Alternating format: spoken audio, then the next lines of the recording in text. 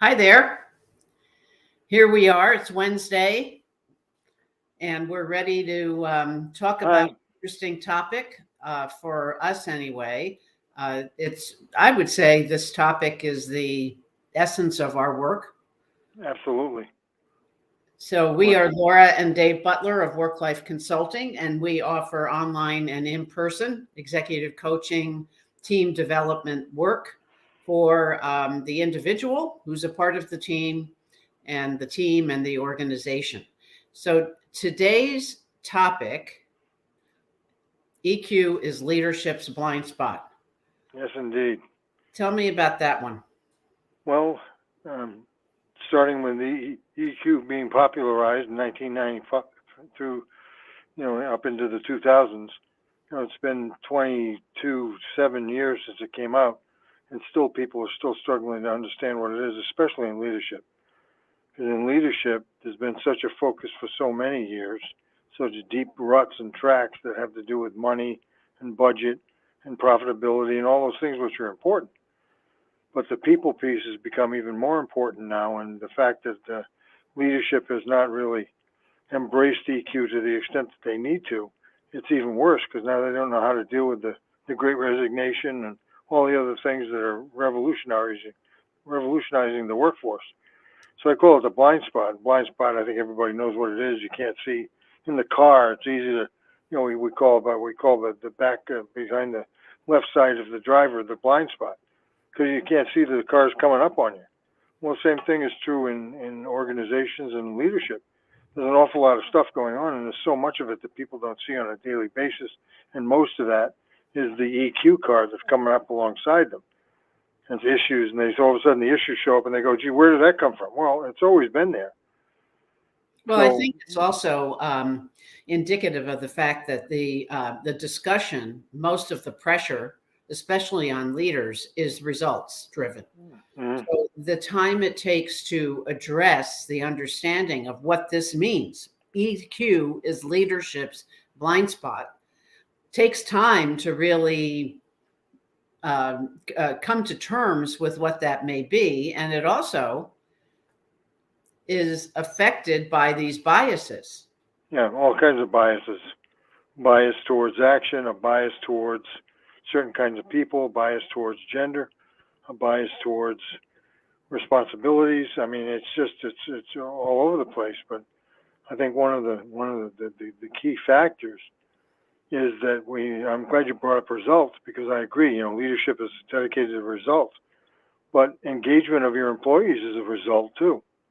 Well, one of the interesting articles I saw recently, talking again about the Great Resignation, is about how much effort is put on attracting people to organizations, but the blind spot is offering that support for the people you have. And then when you do find the people, the onboarding process is usually terrible. Right. And half the people you hire are leaving in 3 to 6 months because they can't stand the place because they feel lost. Well, I think this is another key piece. These biases and zones, what they're actually called. It's called a scotoma. Yeah. Which means fundamentally a blind spot. We look out there and we think everything's lovely, but we're not seeing what's really going on. We don't see the lack of safety, psychological safety that's causing so many problems. We don't see the confusion that's going on with people not really understanding what the goals are anymore and how they can work together with so many different kinds of people. It's just all of the things that have to do with relationships have become so important, and we have to start putting them in the same list of results as we do with profitability. Because profitability is not going to be there if your people aren't engaged. You can't make up for it with more people. You can't even find enough people as it is.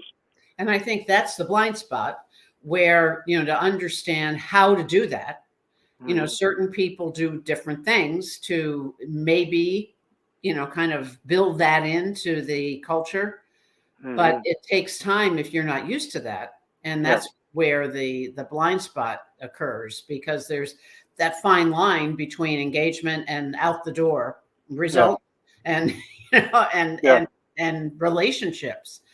But I think the EQ self-awareness is what allows us to see. Yeah, it allows us to see what we don't see. That's Mhm. what self-awareness is all about. I think people think, well, I'm self-aware, I know what all my strengths are and all that kind of stuff. So the more important thing is to be aware of where your blind spots are. At Well, least I think this is interesting. you know that you overlook it all the time, and you need to get some help, and you need somebody to help remind you or to give you that perspective. That's the key. Well, I think this is interesting. It could be on my part a typo or your part in what you shared with me, but I like the idea that EQ self-awareness allows us to see what we don't see, but also where we don't Where? Yeah, see. there's a what and a where. Yeah, Both are. exactly. Yeah. So we are Dave and Laura Butler of Work Life Consulting. We produce our live stream every Wednesday at 4 o'clock Eastern Time. But one of the things that I'd love to hear from you, if you're listening to our recording, thank you for listening. If you're live, thank you for attending. But leave a comment. What blind spots have you noticed about yourself? I know about the organization where you work. Yeah. I mean, we have one of our clients. It's clear they're all really good at getting things done, but their blind spot is planning. So they keep coming up with like not enough work or not enough materials or whatever it is that they haven't planned for, and even planning for having enough people. That's right. Well, one of the ways that we can address blind spots and help with a different perspective, provide people with different perspectives, is with the tool we use, which is the Berkman. Mm-hmm. So if we look at this slide that shows the 4 core perspectives, there's a red, green, blue, yellow component to, what we see. So, the people side of the house. But so what I see is from my blue lens, and it affects how I structure, how I see the culture, how I align with the mission, vision, and goals. So the blind spot, particularly for me, is over on this side. The red and the yellow. Yeah.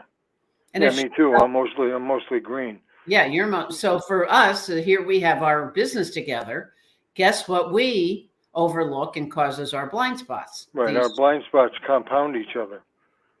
I have the blind spot. You have the blind spot. Pretty soon we're real busy doing the green and the blue, but what about the red and the yellow? Oh, yeah, that stuff.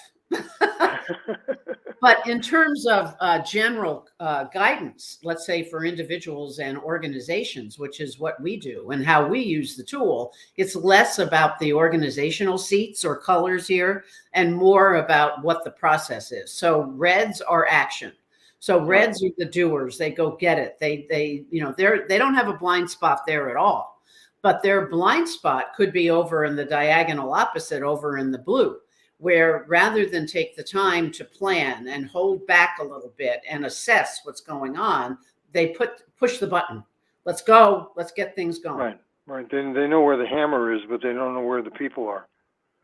Or are they using a nail? And the blue, and in my world, my oversight could be, or my blind spot is action. Get off the dime, go get it done. But I do know intuitively that I need to do that. So I do it in terms of the way I work out. If I'm feeling super overwhelmed with things and my blue thought process gets in my way, I go down and I ride my Peloton bike and I get busy, I get active. So the same goes in your case, green. The green are the relationship builders, the storytellers, the kind of collaborators. Right. And so they'll talk, and I'm speaking for you now for a change. They'll talk all the time, but they may not have the clear facts and data to back up their story. Right. So they may overlook how long it's taking for them to tell the story.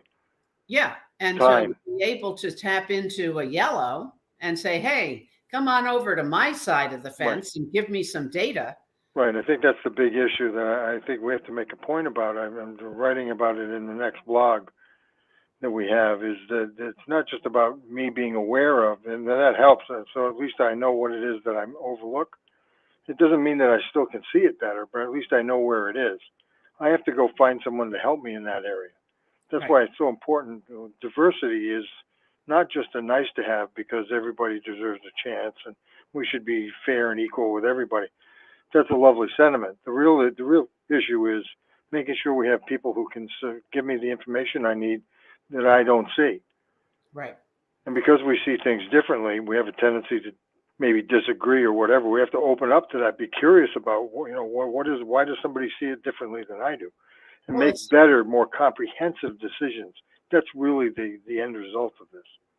yeah, it really is the ability. That's where self-awareness comes in, and the ability to help each other have those conversations. And if something is going wrong, we know we tap into somebody. Maybe they're not our best friend. They don't have to be. They don't have to be. They can go and help us. And the same goes for Yellow. So Yellow, if they are, they have the most outstanding spreadsheets and data, but they could borrow the green storyteller and bring their data and their numbers to life. So we need all four of these in organizational support and teams. Right. Yeah, you had just mentioned like the green likes to have people like them. So they look for a friend. They think that they need to be friends. And like you point out, they don't have to be. Well, the yellows, are probably more oriented towards the data and then the schedule and all that kind of stuff. They overlook the importance of having a relationship. So the same thing is true in that direction, as being able to interact with each other. The yellows need to build more friendliness, if you will, more connection, more relationships. The greens need to not focus on that so much and focus more on the facts and the figures. So we need to meet in the middle. I mean, it's where all of these perspectives cross. That's what I mean by comprehensive, being able to have a comprehensive view of what's going on and making better decisions as a result. Well, I think the overall bottom line is, and how we help, is the leadership development programs that we create focus on addressing these blind spots. Mm-hmm. Yeah. So I love to help within the momentness, if you will. If something is a house afire, to be able to step in and kind of provide that alternative view and help guide the direction that's a little bit better. Well, in all these years that we've been doing this, and I've never once gone into a situation or a company where they were complaining about not knowing enough about the budget. They may have complained they didn't have enough budget, but they knew all they needed to know about the budget. The blind spot was always the people. Why are they doing that? Why aren't people working better? Why aren't they working together? Why can't we get on the same page? That's always it's the same problem over and over again. Mm-hmm. That's why I see that's the EQ is the blind spot. It's not the IQ. Mm-hmm. Exactly. So if you're listening to this on the recording, let us know what your blind spots are. Sometimes even just writing them down and addressing them in a comment kind of eliminates them a little bit. You can check out our website, worklifeonline.com. That we have a quiz up on our pop-up right now, which is on being emotionally smart. So please check that out and join us weekly. So we'll be here for new topics each week. Well, another people have said to me, well, how am I supposed to see my blind spots if they're blind spots? Well, one of the best ways to do that is just to simply start categorizing the problems that should come up for you on a daily basis.